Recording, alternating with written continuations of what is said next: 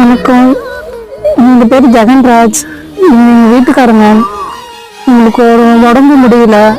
எங்கள் ஊர் பேர் கீரங்குடி, அண்ணா நகர், மயிலாடுதுறை மாவட்டம், சீர்காழி தாலுக்கா. இவங்க நல்லா இருந்தப்போ நிறைய பேருக்கு உதவி பண்ணியிருக்காங்க. ஸ்கூல் விஷயத்துல நிறைய பேருக்கு உதவி பண்ணியிருக்காங்க. ஆனால் இவங்களுக்கு உதவுறதுக்கு யாரும் இல்லை. ரொம்ப கஷ்டமாக இருக்குது. இவங்களுக்கு மருத்துவ செலவு 10,000 போல் நான் செலவு பண்ணுறேன். என்னால் முடியல. இந்த வீட்டில் தான் நாங்கள் இருக்கோம். இருந்தாலும் போக்குவரத்து செலவு எதுக்குமே எங்களுக்கு ரொம்ப கஷ்டமாக இருக்குது. 2 பெண் பிள்ளைங்க வச்சுருக்கேன். இதனால ரொம்ப உதவி தேவைப்படுது எனக்கு.